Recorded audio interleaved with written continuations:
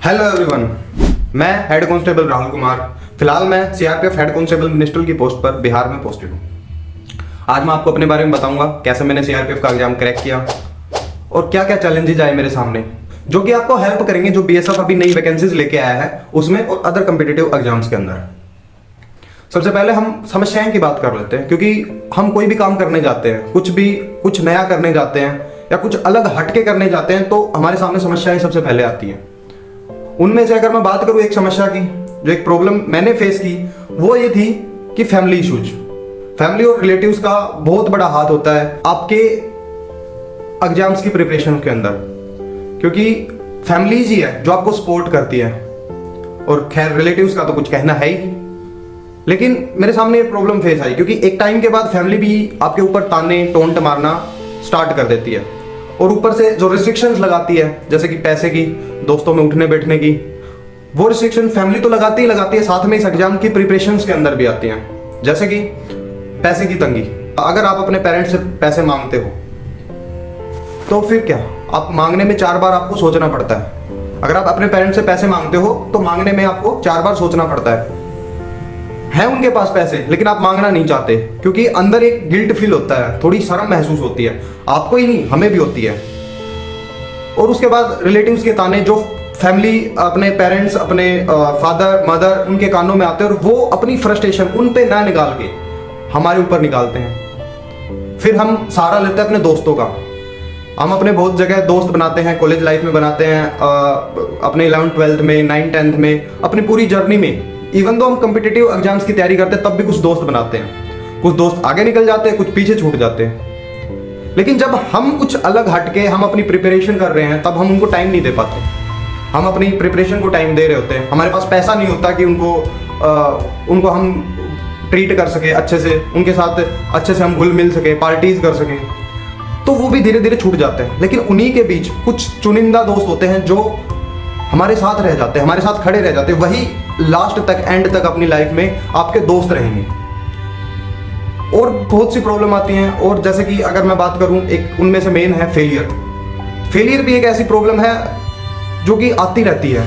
अगर आप एक कंपटीटर हो तो आपकी लाइफ में तो आएगी ही आएगी। आप बहुत सारे एग्जाम्स दोगे, उन एग्जाम्स में क्या पता आपको अचीवमेंट पहली बार में मिले ना मिले, दूसरी बार में मिले ना मिले, तीसरी बार में मिले ना मिले। मुझे भी नहीं मिली थी। सबसे पहले मैंने अपनी 12th कंप्लीट की तो एयरफोर्स के एग्जाम्स के लिए लग गया, उसमें मेरे को अचीवमेंट्स नहीं मिली। अब फिर एनडीए दिया, एनडीए में भी अचीवमेंट्स नहीं मिली। एफकेट दिया, सीपीओ दिया, एसएससी के डिफरेंट सीजीएल, सीएचएसएल, एमटीएस, हर एग्जाम्स दिया मैंने, लेकिन किसी में मेरे को कुछ हाथ नहीं लगा। लेकिन फिर सभी के ताने, पैसे की तंगी, सब सुन साम के, सब चीजें सह के एक दिन मेरा सीआरपीएफ का एग्जाम क्लियर हुआ। उस दिन सबके मुंह बंद हो गए। उस दिन आपके दोस्त भी अपने हो गए, आपकी फैमिली, पेरेंट्स, फैमिली में इंक्लूड जो ग्रैंडफादर, सभी जितने भी हैं वो सारे अपने हो गए। दोस्त वो साथ बैठने लगे।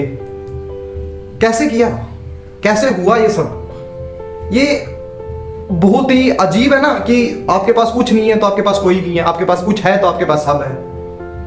यही है भाई जिंदगी, यही मेरे साथ हुआ था। जब मैं मिड में था अपनी ग्रेजुएशन से, उससे पहले मैं 12th के बाद से ही मैं बता रहा हूँ आपको लग गया था, तो मिड में मेरे को समझ आया कि आपकी मतलब मेरी एज है वो ओवर हो चुकी है। उसके बाद मैंने प्रिपेयर करना स्टार्ट किया एसएससी के लिए। स्पेशली मैंने टारगेटेड एक एग्जाम लिया सीजीएल का, कि ठीक है ग्रेजुएशन भी होगी, ग्रेजुएशन बेस्ड एक अच्छा एग्जाम भी है, तो मैं सीजीएल की प्रिपरेशन करूंगा। अपनी सीजीएल की प्रिपरेशन को मैं बढ़ाता गया। अब समस्या आई जो मैंने बताया पैसे की, कि उस टाइम पर इतने सारे प्लेटफॉर्म नहीं थे। प्लेटफॉर्म कुछ चुनिंदा प्लेटफॉर्म थे, उनकी फीस जो है कोर्सेज की वो बहुत हाई थी, तो मेरे पास पैसे नहीं थे। तो मैंने डिफरेंट मोड से, डिफरेंट सोर्स से अपने लेक्चर जुटाए और अपने सिलेबस कंप्लीट करना स्टार्ट किया।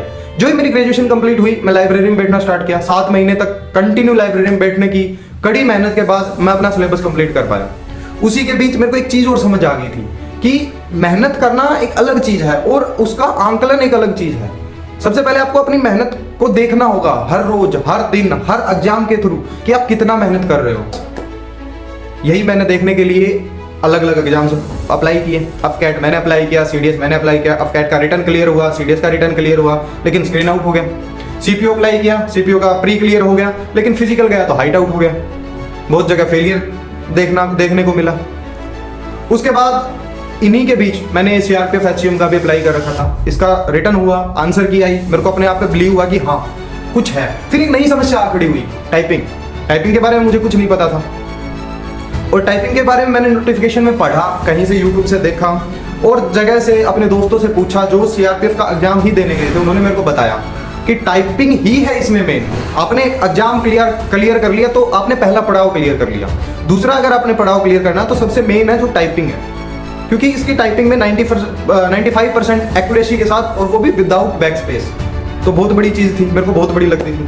फिर मैं अपने लोकल्स में एक इंस्टीट्यूट छान मारा टाइपिंग के लिए। वहाँ टाइपिंग के लिए गया, 1 महीना गया। 2 घंटे इंस्टीट्यूट में टाइपिंग करता था, घर पे आके 3 घंटे करता था। टोटल पर डे मैंने 5 घंटे दिए। डेडिकेटेड था क्योंकि जॉब चाहिए थी, जॉब के बगैर कुछ नहीं था। फिलहाल मैं अपनी सीजीएल की प्रिपरेशन कर रहा था, इसी बीच मेरा एग्जाम भी हो गया था सीजीएल का, वो भी अच्छा नहीं गया, ना मेरा प्री क्लियर हुआ। तो अब मुझे जॉब चाहिए थी, क्योंकि जो ताने थे, जो आफ्टर ग्रेजुएशन घर वाले हैं एक बार के लिए साथ छोड़ देते हैं। आपका भी छोड़ दिया होगा, आपकी लाइफ में बहुत सारी समस्याएं आई होंगी, तो घर वाले साथ छोड़ देते हैं ना, दोस्त भी छोड़ देते हैं, पैसा चाहिए होता है। तो मुझे भी एक जॉब चाहिए थी ताकि पैसा मिल जाए। तो मैंने अपनी ठीक है टाइपिंग के लिए प्रिपेयर किया, हो गई टाइपिंग। मेरी जो टाइपिंग है वो गुरुग्राम जो ग्रुप सेंटर है सीआरपीएफ का कादरपुर में, वहाँ हुई। वहीं मेरी टाइपिंग हुई, वहीं मेरा मेडिकल हुआ, सब अच्छा हुआ। इवन दो 12th फेब को रोजगार मेला के दिन वहीं मेरे को ज्वाइनिंग लेटर मिला, और मेरी ज्वाइनिंग भी उसी जीसी के अंदर हुई। 20 फरवरी को मेरी ज्वाइनिंग हुई। उसके बाद मेरे को खुशी थी कि ठीक है मेरे को एक पोस्ट मिल गई, अब मुझे आगे प्रिपेयर करना था। तो मैंने सोचा कि ठीक है आगे प्रिपेयर करूंगा अपनी ट्रेनिंग के बाद। ट्रेनिंग आई 8 अप्रैल की, लेकिन इलेक्शन के चलते पोस्टपोन हो गई। फिर अभी उन्होंने मेरी पोस्टिंग दे दी बिहार में, अभी मैं बिहार में पोस्टेड हूँ। तो ऐसे ही अभी चल रहा है। अभी मैं अपनी जो पढ़ाई है वो एक बार के लिए स्टॉप करके बैठा हूँ कि ठीक है ट्रेनिंग हो जाएगी, उसके बाद मैं अपनी पढ़ाई कंटिन्यू करूँगा। तो ये चीज़ें मेरे को फेस करनी पड़ रही है। अब भी समस्याएं हैं कुछ अपना पढ़ने में। अभी मैं कुछ पढ़ने जाता हूँ तो मन में ये आता है कि भाई जॉब मिल गई है, एक बार इसको ढंग से कर ले, एक बार इसमें रिदम आ जाए, एक बार ये चल पड़े ढंग से, तो फिर कोई टेंशन नहीं रहेगी। ट्रेनिंग हो जाए, कोई टेंशन नहीं रहेगी। ऐसे ही हर कंपिटिटर की लाइफ है। जैसे मेरी थी, मेरी कुछ समस्याएं आपकी हैं, आपकी कुछ समस्याएं मेरी हैं, कुछ अलग हटके भी समस्याएं होंगी, आप हमें कमेंट बॉक्स में बता सकते हो। और ये सब चीज़ें ना हम आपको हेल्प करेंगे आपका कंटेंट ढूंढने में, सिलेबस प्रिपरेशन, टाइपिंग की प्रिपरेशन। और अब तो बीएसएफ ने फिजिकल भी कर दिया है, तो फिजिकल को भी कैसे प्रिपेयर करना है हम आपके उसमें हेल्प करेंगे। आप हमसे जुड़िए, आप हमारी वीडियो को लाइक करिए, शेयर करिए, सब्सक्राइब करिए और कमेंट दीजिए, अपने वैल्यूएबल कमेंट दीजिए। आपको क्या क्या नई नई समस्याएं आ रही हैं, आप किन किन समस्याओं को फेस कर रहे हो, हम उनके आंसर देंगे। हम बताएंगे कि आपको कैसे एक स्टेप छोड़ के नेक्स्ट स्टेप पर कदम रखना है। उस स्टेप पर तो आप हो, हम अगले स्टेप पर आपको लेके जाएंगे। धन्यवाद।